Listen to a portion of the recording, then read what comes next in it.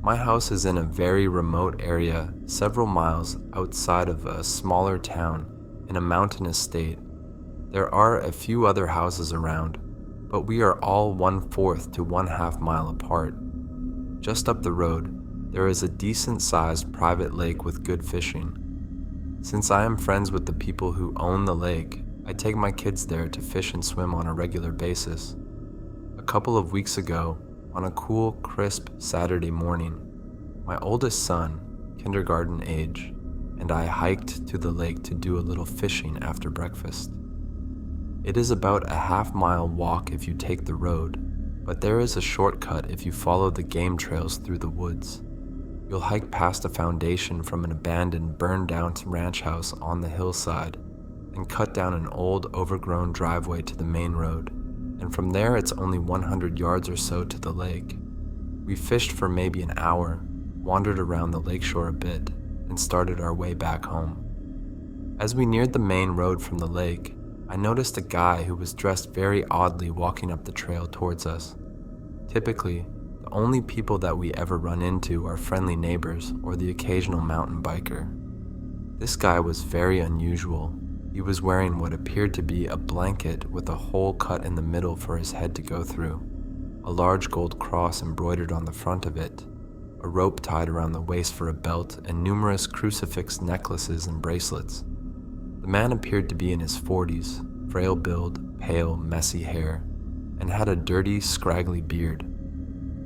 As my son and I walked past him, creepy guy was heading up the trail as we were heading down. I nodded and said, "Hi, how are you?" Creepy guy stared and said nothing. My son, who is normally very outgoing and friendly, had a vice-like grip on my hand and hid alongside me as we walked by this guy. I also got a very weird vibe. We reached the main road and started on the 100-yard walk to the shortcut through the woods to get home. I looked over my shoulder and creepy guy was following us. From 100 feet away, I said loud enough for him to clearly hear, "Are you all right? Can I help you?" Again, he said nothing. He just sped up to a very fast walk towards my son and me. At this point, I'm thinking, I can definitely whoop this guy. What in the hell is going on right now? I am probably 10 inches taller and 80 pounds heavier than this guy, and I am in excellent shape. I stand my ground. My son is hiding behind me, his left hand in my left hand, his right hand holding my pant leg. Creepy guy stops about 15 feet away, stares right at me, raises his right hand, extends his index finger, and points at me. He's still not saying a word. With a completely blank expression, still pointing, he slowly takes one step towards me, and by now I've had enough. "Back off," I tell him. He takes another step. I unzip my hooded sweatshirt to reveal the .45 caliber handgun I carry in a shoulder harness holster, mostly for bear protection. Creepy guy sees it, lowers his hand to his side, turns on his heel, and walks away. I stand there long enough to watch him walk out of sight. Then my son and I, hand in hand, walk to the shortcut. I'm looking over my shoulder every 10 paces or so to make sure the weirdo isn't following us again. Fortunately, he's not. We arrive home safe, careful not to leave any tracks, even though creepy guy definitely didn't see where we veered into the woods. I have no idea who that guy was or what his deal was, but I am glad the situation was resolved without any altercation. I told my neighbors to keep an eye out, and nobody has seen him since.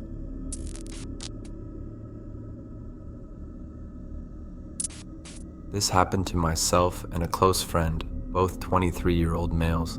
Just last month, we decided to go on a 2-night backpacking camping trip in the Adirondack Mountains of New York. We are both very comfortable with nature and spend a lot of time camping, hunting, fishing, etc. We hiked about 5 miles into a small lake and set up camp on a small beach. This was not a heavily trafficked area, and we did not expect to run into anyone.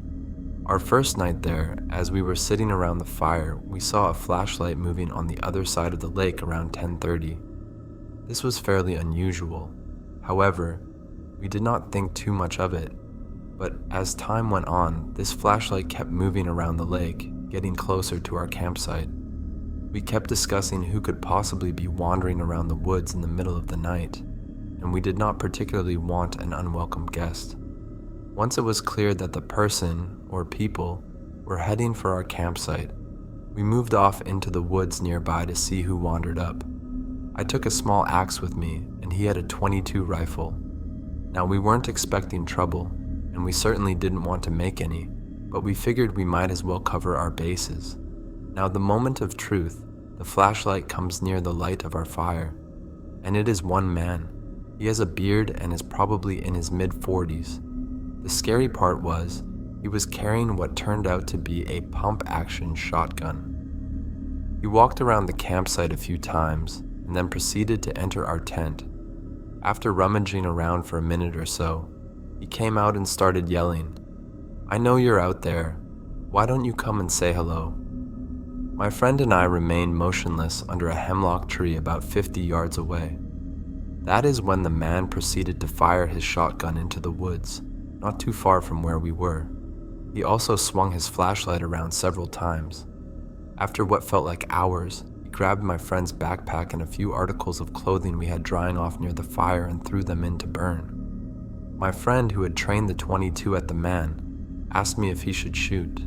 I told him absolutely not, unless he spots us and starts to point the gun in our direction. Thankfully, the man moved off from where he had come after a little while.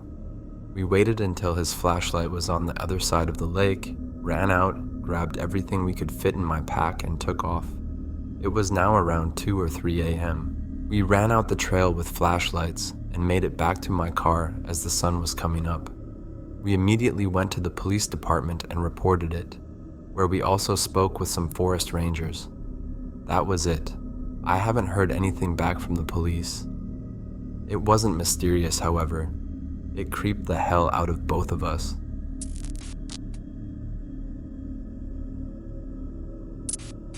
This happened back in the summer of 2006. I was 15 and grew up in a small town in Washington State with little to do. My friends and I would often go to a small lake that was surrounded by a hiking trail with paved parking, barbecue areas, etc. On the opposite side of the lake, and accessible by the trail, there was a popular swimming hole with one spot in particular that offered a cliff, probably 10 feet above the water, that offered a fun plunge. One Saturday, my friends were out of town, but I was very close to my youth pastor and his girlfriend. I'll call her Kay. She was probably 20 at the time and was a great mentor to us teenagers, so I really enjoyed spending time with her. She was outdoorsy and invited me there to go swimming that day, so off we went. Everything was fine and dandy. A quiet day, water was dirty, but felt like a good respite from the heat. It was just the two of us, there at the swimming hole. We were swimming around this spot on the opposite side of the lake, just the two of us, laughing, chatting, etc. I'll never forget it, but all of a sudden I had an incredible twisting feeling in my stomach, and my hearing and vision seemed to oddly sharpen immediately. I stood perfectly upright on my feet in the shallow water, doubled over and grasping my chest. Within 5 seconds of seeing this happen, Kay could tell something was wrong with me, and we both went completely silent, still as I looked at her, confused. In our brief silence, we could faintly hear 3 men talking nearby. We couldn't see anything as the swimming hole was around a bend, but saw ripples in the water. A boat was approaching. My chest immediately relaxed. I quietly took in a deep breath and stared at Kay while we both stopped swimming to listen closely. Then, clear as day, we both heard them claim which one of us they each intended to keep once they caught us. She's blonde and I'm brunette, while another told them to be quiet. The water carried their voices and they didn't realize it. We heard their plans for brutality. Kay and I had direct eye contact during this 15-second or so experience, at which point she put her finger up to say, "Shh." and pointed frantically at the side of the cliff to climb back up. I've never moved so quietly and quickly in my life. Within 30 seconds, we had climbed our way back up to the top of the cliff. The moment we hit the top, we saw a boat come around the bend looking for us. I don't know what or who she saw, but she gave me another shh. We walked away quickly from our shoes and picnic lunch and left them there among the trees. Within 30 seconds, away from the shoreline, we full-on bolted barefoot around the perimeter of the lake. Because the trail was within 30 feet of the lake all the way back to the wreck area, we could hear them start their engine and go around the water, yelling to each other, trying to figure out where we went. We were in flight mode, ran straight for 10 minutes back to her car, darting on and off the trail to avoid being seen at the waterline. We jumped into her car and whipped out of there as fast as possible. The parking lot was empty, but luckily they thought we were still at the swimming hole. We could see their boat whizzing around from the parking area as we sped away, shaking and in tears. There was no one around but us and them, and no cell service because it was secluded.